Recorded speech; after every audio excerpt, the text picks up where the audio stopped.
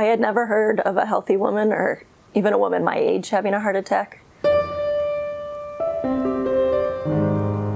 My story starts 13 days postpartum with our third son.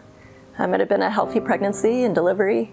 I woke up that morning with a little bit of pain, and I thought it was probably just indigestion. So we took a walk, only about a mile, and I wasn't feeling great. So sat down at the coffee shop and felt a little better. And on our walk home, I knew that something was really wrong. I was having trouble walking. I had my hands on my knees. I thought I was gonna maybe faint, or I felt like throwing up. So got home, and by then I couldn't even stand or walk. So I called my doctor's office, and they suggested that I go straight to the ER, worried more about blood clots. So got to the emergency room, and the first EKG showed that something was amiss. And I still felt very faint. I had a dull pain, but it sharpened every few minutes.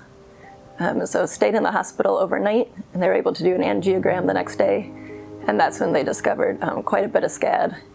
And so I had 3 stents inserted, and I felt immediate relief once the procedure was over.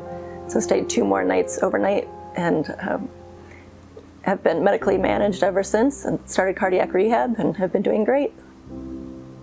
Well, I was lucky to be at Evanston Hospital. Everybody was very understanding and took it seriously, which I've since learned is not always the case. So right off the bat, they take notes in the ER of all the possible things that could be happening, and SCAD was listed as one of the possibilities. So all the new doctors that came on shift knew that this was a possibility and what they would be looking for the next day. I didn't know that if they don't know what it is, each doctor will kind of keep a list of things to prompt the next one. So that made me feel better, because like, what if you get the next guy who's never heard of it, or doesn't have any cases? Interventionalists had said it's probably not SCAD prior to the procedure, and I'm still not sure if he just said that to kind of calm us and make us feel better, or if he really wasn't expecting it. But it was kind of, right, like a catch-22. If it's not, and I still have the pain, then what next? Am I just gonna hang out in the hospital until you figure it out? So on one hand, we were kind of grateful that we had a diagnosis and could move forward. And it took the pain away, which was pretty amazing. I wasn't given any restrictions.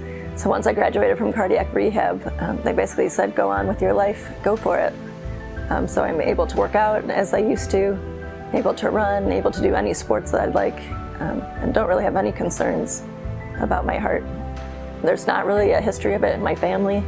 That was one reason that I became involved with the SCAD research organization, was that I have a lot of friends who are pregnancy age, postpartum age, a lot of friends and family under 50 who I thought needed to be aware of this.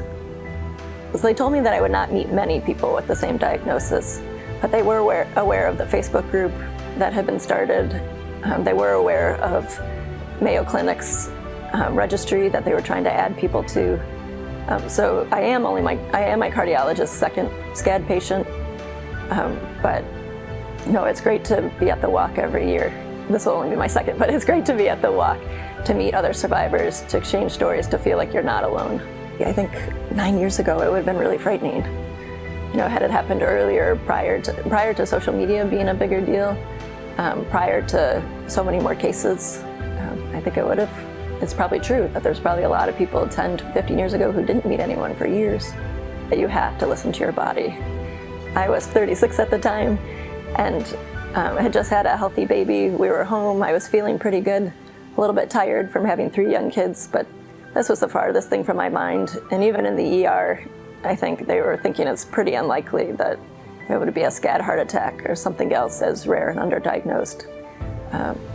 So I would plead that everybody listen to their body, even if you only have one of the symptoms. I think I was pretty fortunate that I had 3 or 4 symptoms all at once.